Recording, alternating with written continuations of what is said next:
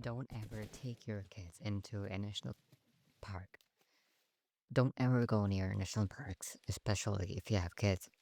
4 months ago, I moved my family to a small mountain town in the Rocky Mountain region. The town sits right on the border of a famous national park. In fact, our backyard opens directly into the park. For a while, it was a dream come true.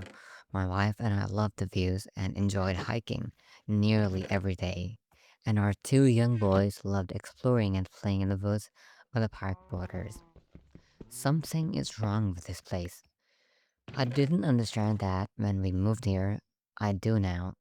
About 2 months after the move, I started seeing them, the signs. It started slow. The first one I saw was plastered on the automatic glass door of the local grocery store. But now they're everywhere. They all say the same thing. September 7th, 14th. Annual Week of Remembrance. National Park closed. No one will be permitted outside. Inside. I didn't think about it much as I entered the grocery store, though I mentioned it to my wife when we returned to her car. When we returned the car. Just see that flyer? I wonder what that week of remembrance is. She said. Probably some local celebration. I shrugged, I guess so. Just seems weird that why would they close the park for a week? That's a big hit to business then. Isn't that Labor Day weekend? I'm sure they had their reasons, if only I knew what I know now. From then on, it seemed like every time we went into town, there were new signs on random businesses, on every church and government building. Before long, the signs were everywhere. My wife and I were driving through town on our way to pick up the boys from their first day at school. The strange sign I saw in every window and every street corner filled my mind. Have you noticed how few kids there are? My wife asked. What? Her question caught me off guard. Well, think about it. The town is nearly 5,000 people, and we have the only elementary school in the area, and I've barely seen any kids. I stared down the road, pondering her observation. I asked the boys, teacher this morning. Her voice was a little lower. She said there's only 10 kids in the boys' grade, and only 9 to 5 at the whole school. Doesn't that seem odd? I shrugged. It's a tourist town, maybe people aren't here to have a family, I guess, she said it as she chewed on her lip. We pulled up to the school. Our boys and their teachers stood by the curb. My wife and I parked and hopped out. Hi, Miss Johnson. Is everything alright? My wife asked with concern. The teacher smiled. Yes, everything is wonderful. Your were just little angels today. She handed my wife a yellow paper. I'm just here to give you this. The school wanted every parent to get one. And with a practiced smile, she said, have a lovely day, and briskly walked back towards the school building. My wife stared at the paper and frowned before handing it to me. All it said was, Remembrance Week, September 7th to 14th. Protect your children. We looked at each other, confused. My wife whispered, What is this? I tightened my jaw and looked around for the boy's teacher. By now she was long gone, but my eyes came to rest on another parent and her daughter, who looked to be the same age as the boys. I briefly walked towards her. Excuse me, ma'am. She looked startled as I approached. Yes. Hi. My son's at 10 here and their teacher gave us this. I showed her the poster. Do you know what's it's all about? She stiffened slightly as her eyes quickly glanced at the paper and my hand and back to me. The park is no place for a child. Protect your children. She whispered before tightening the grip on her daughter's hand and walking away. What did she say? My wife asked. I shrugged. Nothing helpful. We got home, and as my wife and son settled on the couch for a family movie, I found myself in the bedroom, typing the phrase Remembrance Day along with the name of the town into my laptop's search engine. I stared at the unhelpful results. There seemed to be nothing. No articles, no backstory, Not so much as a Facebook post that tied the phrase into the town in any meaningful way. I switched to tactics and typed in the national park and the dates September 7th, 14th. The national park website confirmed that the park was indeed closed during that week, but the website claimed that it was for planned maintenance. I stared frustrated at the computer screen. Dad, the voice of my son Aaron, rescued me from the unfruitful research. Are you gonna watch the movie with us? With a nod, I closed the computer and said, Sure thing, buddy. The star of the movie pushed the strange poster out of my mind. The next afternoon, my wife picked up the boys while I stayed home to catch up on work. I always enjoyed working on the backyard porch. The view of the untouched wilderness of the park paired with the sounds of nature helped me concentrate. It was one of the main reasons I wanted to move out here. After about 15 minutes of answering emails and updating spreadsheets, the woods fell silent. The change caused me to glance up from the laptop to the world around me. The sound of the wind had disappeared, though I could still feel it. The birds were still silent. The violin before me was as quiet as it could be. It was like watching a muted video of the woods. I looked around, a strange feeling filled me. I held my breath and didn't move. It felt as though making the slightest noise would break some unspoken rule. I sat there frozen for what felt like an eternity. Then, from the hills just beyond my property, a loud snap of a breaking twig echoed in the silence. Then another and another. Something was walking, and all of nature quietly beheld its journey. It moved along the land that passed in front of my home. I looked, trying to find the source of the steps, maybe a hiker or a rarely seen large animal, but I couldn't tell what it was. It moved in deep underbrush, and even as I watched intently, I only caught glances of something dark and large. As the steps moved past the area of my land, it was like the world came alive again. The wind and chirping of birds returned. The silence was gone, and so were the steps. Standing up, I started where I last heard the steps. Must have been a moose, I muttered to myself. Soon my family got home. I greeted them at the door, asking my boys how their day was and what they learned at school. Before long, we all sat down for dinner. I saw a moose from the porch today, I said. Whoa, I said, Aaron. That's so cool, my youngest Peter replied. My wife looked at me amused. Yeah, it walked right by the backyard, I continued. Will you take us hiking tomorrow?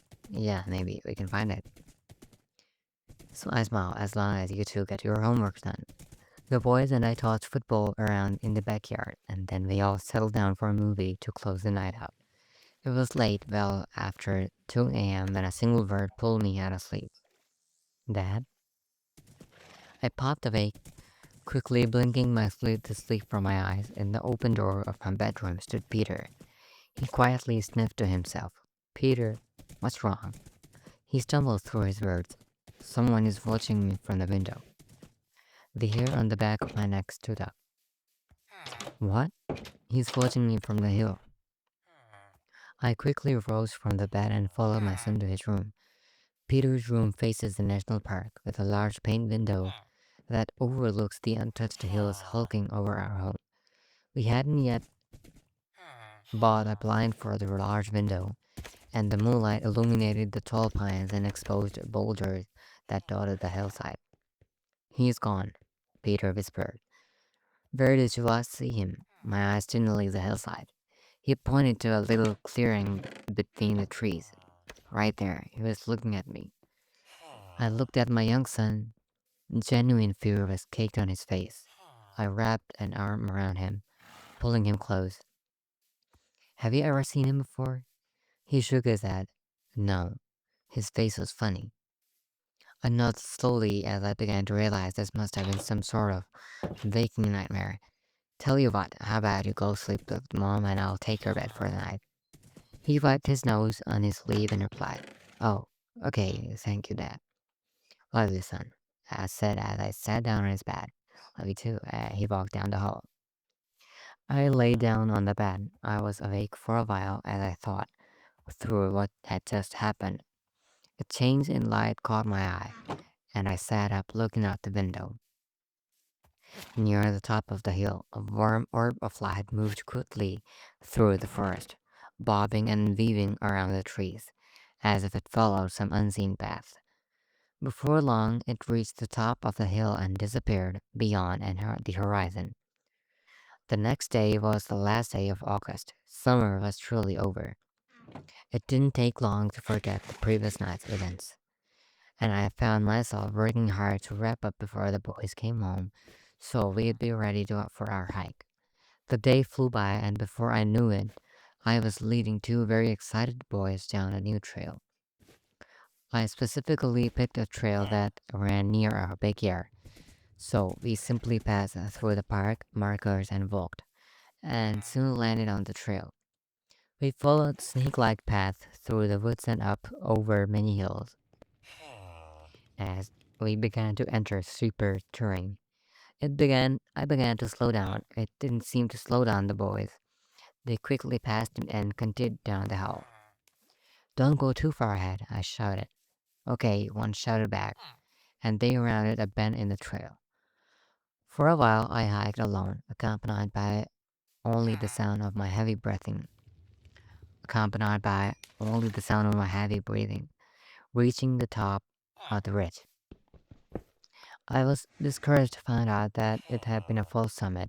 Continuing up the route, I could hear two excited boys just beyond the near corner. The boys came into view, and with enthusiastic shouts, they said, Dad, Dad, you gotta see this. With that, they ran further down the way. Hey, wait up, fellas, I chuckled to myself. When I finally caught up with them, I saw what they were excitedly pointing to. A little further up the net, a little further up the path, nestled organically on the ridgeline was a fire tower. I stared in awe at the structure as we moved closer to it. Our lust for adventure and exploration made me forget any sense of safety. Though I noticed the burnt chain link fence and weathered keep out signs, we blew past them, making our way to the base of the tower. It was old. It looked like it was made in the 60s or 70s. Its worn timberlocks seemed to barely bear its weight. It was charred and blackened with the scars of wildfire. The metal grade stairs still stood intact.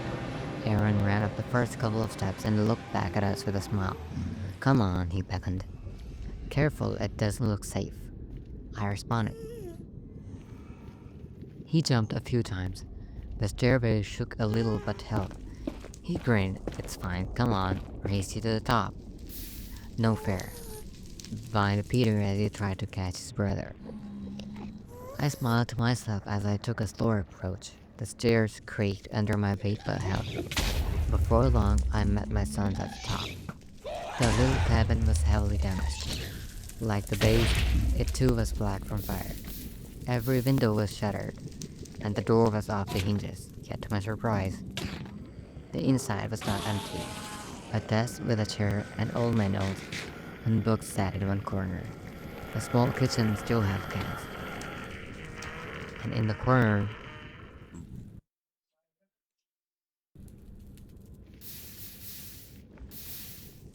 come on, he beckoned. Careful, it doesn't look. Gia! Careful, it doesn't look safe, I responded. He jumped a few times. The stairway shook a little but held. He grinned. It's fine. Come on, race to the top. No fair, whined Peter as he tried to catch his brother. I smiled to myself as I took a slower approach. The stairs creaked under my weight but held. Before long, I met my sons at the top. The little cabin was heavily damaged. Like the base, it too was black from fire. Every window was shattered, and the door was off the hinges. Yet, to my surprise, the inside was not empty. A desk with a chair and old manuals and books sat in one corner. A small kitchenette still held cans, and in the corner opposite the desk was a cot. To my surprise, the small bed was kept. It looked new, like a perfect replica of a military cot from the 1960s. The rest of the cabin showed signs of age. Layers of dust sat on everything but not the bed. The boys were taking turns looking through an old pair of binoculars, and I made my way to the desk. I wrestled my way through old notebooks and novels. An old calendar caught my eye. It was from the year 1962, opened to September. A large red circle marked out the 7th through the 14th. I guess Remembrance Week has been going on for a while, I muttered. I poked through a few more things and turned back to the boys. They were now using Aaron's pocket knife to carve their names into one of the crossbeams. Hey guys, maybe we shouldn't do that. Must be respectful. Peter just finished his name and Aaron turned to me and said, "There's a lot of names here, I think it's okay." I looked closely at the beam and saw he was right. Dozens of names were carved into wood, but every name I saw other than Aaron and Peter's had a line crossed through them. As I was looking at the names, Peter, who had been looking out the window, came and pulled on my sleeve. "Dad, I think someone is here," he said in a low voice. I moved to the window, looking down. "Where? I don't see anyone," I whispered. Loud metallic steps rose from beneath us. Clang. Peter grabbed my shirt. Clang. The stairs creaked under someone's feet. "On the stairs," Peter murmured. Both boys huddled behind me. I backed away from the door. Clang. The footsteps grew louder and soon reached the top stairs. I swallowed hard as the figure appeared in the doorframe. It was a man, a little taller than me. His face was cleanly shaven and wore a forced smile. His eyes were small and deep-eyed. He was clothed in an old-fashioned park ranger's uniform. His eyes locked onto the three of us as he stood in the entry. Behind me, Peter grasped Chris quietly and whispered, "That's the guy who was watching me." The ranger stepped into the cabin. "Sorry, Fox, but you can't be up here. This is property of the Forest Service. Did you see the signs?" His stare was oppressive. My jaw clenched as I replied, "Sorry, we didn't think it was still in use. It looked abandoned," he smirked. "You thought my tower is abandoned?" His tone was light, but his face was hard. "Sorry, we were just leaving." "Sorry, we were just leaving." He moved to the side to let me pass. I held Aaron's hand and he held his brother's. I had just passed the ranger when he wrapped his hand around my waist and then let Aaron. "The boys stay here." My eyes met his smiling face. He tightened his grip on my wrist. "They have put their names on my tower. They cannot leave me. They have given themselves to me." His voice was deep and raspy. As the sun grew low in the sky, long shadows hid his face from view. "Dad," Aaron said. I could hear the fear in his voice. "It's okay, son." I glanced down at him. My gaze returned to the ranger's figure. "Get the hell off of me. We are leaving," I said as much strength as I could muster. At that, the stranger squeezed my wrist so hard that a loud crunch filled the small cabin. I fell to the floor. My mangled wrist hung limply from my arm as I screamed in pain. Through the fog of my own pain, I could hear my sons screaming. It sounded as if they were getting further away. Soon everything was quiet. Tears formed in my eyes and as I held my lifeless wrist. "Look at me," a deep voice broke the silence. I looked up. It was the ranger. His face was hidden in shadow. I could feel myself growing tired as I looked at him. "In a week, you won't even remember them." My vision grew fuzzy as I passed out when I came to. It was long after sunset. I winced in pain as I looked at my wrist. It was numb and swollen, clearly broken. I quickly looked around the cabin. It was empty. I was alone. I stumbled to my feet. Aaron? Peter? I screamed my son's name into the night, but no response came. They were gone. Only evidence left that they had ever been there was Aaron's pocket knife stuck in the wooden beam next to their freshly carved names. Only now, new lines crossed out their names. I rushed down the stairs and frantically searched the surrounding woods. I screamed the boys' names until my voice grew hoarse. My hands shook, and sweat rolled down my forehead. The boys weren't there, and there was no sign of where they had been taken. It was well after midnight when, by the time I made it home, my wife rushed to the door as I walked in. Clearly, she had been crying. "Where have you been?" "I've been very sick." She froze when she saw it was just me. "Where are the boys?" she whispered. "They are gone," I muttered. "What?" "Someone took them." I was beginning to cry. "I couldn't find them." She looked down at my broken hand, and with a whimper, tears began to fall, and she ran upstairs, slamming the bedroom door behind her. In a daze, I called the police. An hour later, the sheriff arrived. The sheriff arrived at the Sun. The two of us sat down at the dining room table as he took my story. "Did you get a good look at the man who took your sons?" I nodded. "He was a park ranger." He looked up from his notepad. "A ranger?" I sniffled. "Yeah, he was wearing a ranger uniform. Not like the newer ones, but an older version." The sheriff lowered his voice and asked, "Were you at the tower?" I was confused. "Yeah, you know about it?" He stroked his beard for a moment before answering. "They have tried destroying that tower for years, burning it, tearing apart, bulldozing the site, doesn't matter. Sooner or later, it shows up somewhere else." I stared in disbelief. "Sheriff, what happened to my boys?" Sad eyes stared back at me. "Truth is, I don't really know. We aren't sure who or what that man was, but he's tied to the tower, and he only takes kids. Where do they go? What does he do with them?" He shook his head. "We don't know, but if they aren't found by September 6th, they've all be never found." I could feel tears forming again. "What? September 4th, September 7th, and 14th is when he's most active.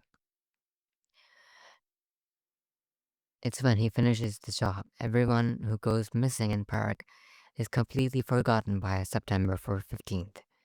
I couldn't believe what I was hearing, but he continued.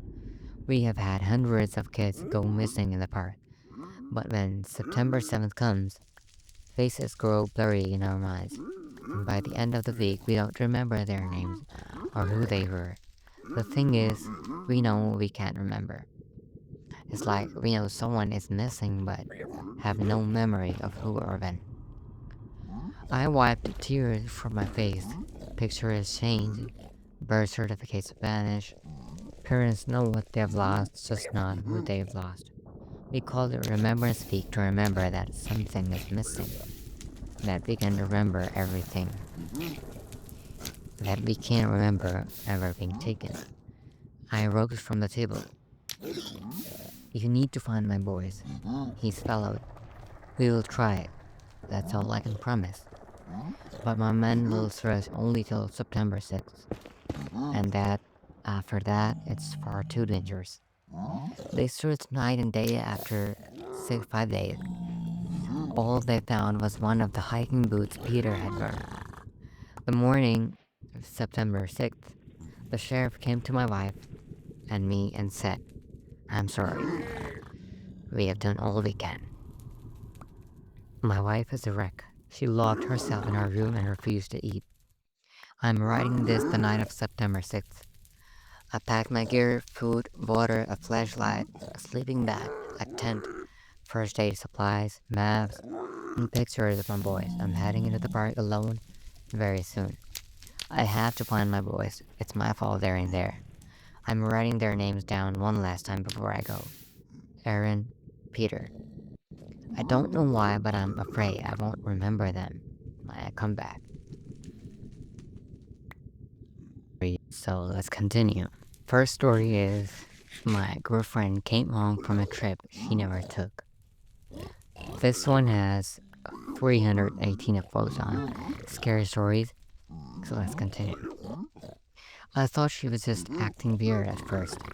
For some clarification, my girlfriend had been planning a trip to California for the last 4 months. Normally, I'd gone with her, but it was for her grandmother's birthday. She was old, and this could have quite possibly been my girlfriend's last chance to take a trip with her. She had spent those 4 months meticulously planning, as she always did. And the week before the trip, she must have had at least 5 full bags packed for her week-long venture. You can never be too careful, she always told me.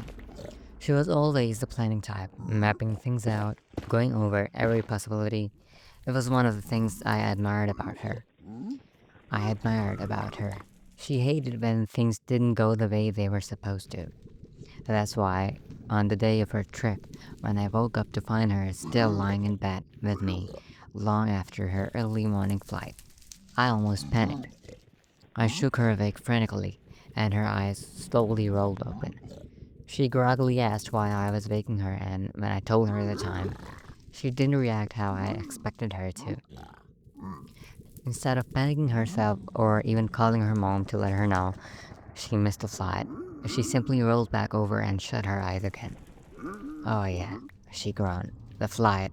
Honestly, it should be okay. Be okay? I responded, a bit flabbergasted. Don't you think you should at least call and let them know?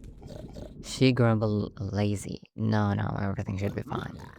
Before she began snoring, something else that was completely new for her. I didn't know what else to do. I couldn't force her. I was just shocked. I guess I just thought that maybe she had already talked to her mom and grandma. Maybe something had come up and she forgot to tell me. I just went to work like everything was normal. When I came back, she was still at home.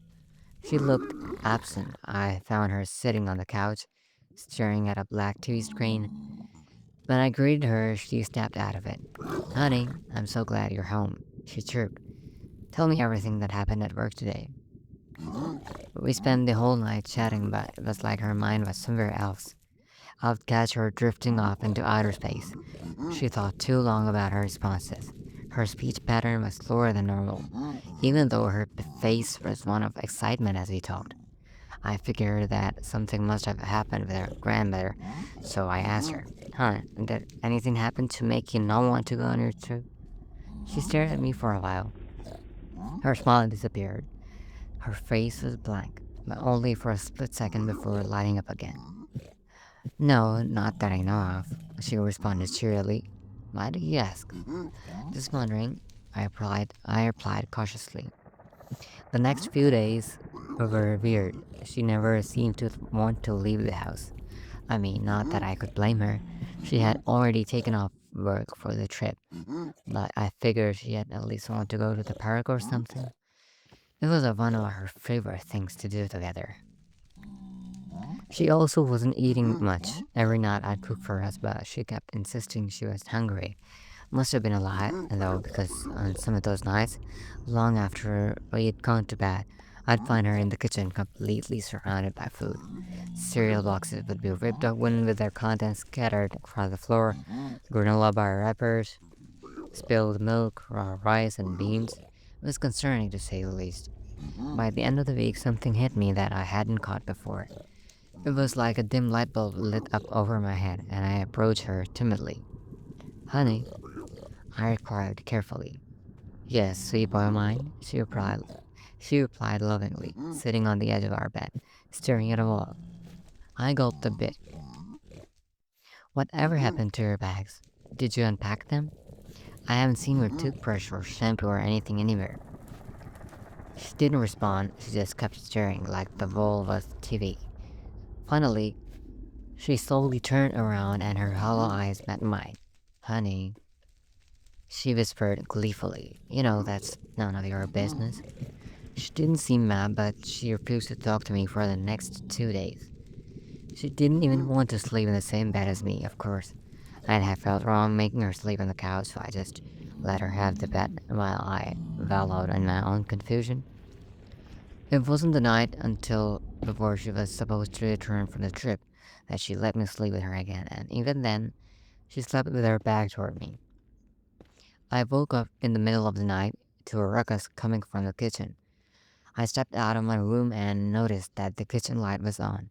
It sounded like an animal is loose in there, like it was in the process of devouring something, growled. The vet sounded chewing, but as I approached, the sound suddenly stopped. I, I froze in my tracks for a few seconds, debating whether or not I should continue before ultimately deciding to keep going. Only when I took the last step, I heard my girlfriend's voice. It was angrier than I had ever heard her, more hostile, like she was trying to send a message. Go back to bed, she screamed. The house was silent for a moment. I argued with myself intentionally about whether or not to listen or check on her. I decided to listen, and the moment I began making my way back to the room, the noises started up again. I didn't know how long I lay there, staring at the ceiling, trying to tell myself that everything was normal before falling back to sleep. But I know that I woke up alone the next morning. The bathroom was empty, the halls were empty, the house was empty. I kept calling out and received no response. But when I entered the kitchen, that's when panic really set in. There was blood everywhere.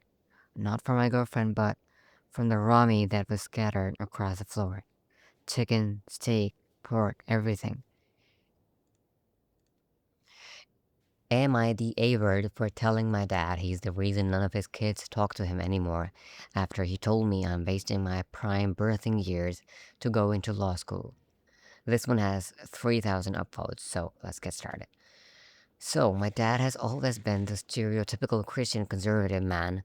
This is something that, although I don't agree with it at all, I have always tried to be respectful rather than constantly trying to fight and argue with him about his beliefs. He has always been against college as a whole, viewing it as expensive liberal indoctrination. He would always constantly ask for what classes I was taking, and I would have meltdowns over liberal classes. When I told him that I was going to study criminal justice, bold enough to say he wasn't happy. Anyways, so flash forward to 3 months ago when I finally visited my family after not seeing them in person for 4 years, and I decided to bring my boyfriend along. The entire time of our stay, he kept asking about marriage and kids. And my boyfriend and I would keep bringing up how we plan on waiting a little bit until we are more financially stable, especially since we live in a city where everything is pretty expensive. On the last day of our trip, I planned on buying my parents a nice steak dinner and really tried pushing about me wanting to surprise them with some really good news, since I thought that just maybe me telling them I got into law school and would make them proud of me. We got there and I told them my dad. He went on a rant about how I need to reconsider since it's a long time to be in college. How my scholarships surely won't pay for this. How about me making more money than my boyfriend could make him look bad as a man? How who will take care of your kids? And then blowing up even more when my boyfriend mentioned how there's a lot of remote accounting jobs that he honestly would prefer doing over in person. Then finally, the dreaded words, don't you think you're wasting your prime birthing years as a woman to do this? What if you can't have kids by the end of this? A female's body physically can't handle not having babies before her 30s. Don't you think you should focus more on starting an actual family rather than chasing this fantasy? Look at you, you don't look like a lawyer. What if nobody hires you? Then what? You know, you now won't have anything. Why can't you just focus on your actual future? Dead silence across the table. It's like my heart dropped to my stomach as he said that, and out of me at that rate, being so hurt because I generally had it in my head because maybe for a second he could look at my hard work and be proud of me, that I told him, you're so effort selfish and ignorant. You treat all your kids like they're less than you and then wonder why none of them talk to you. Maybe for once in your life you could have at least pretended to take care about someone other than yourself. Bold to say this resulted in him damn near yelling at me and my mom, having to let him go outside to have a smoke to calm down.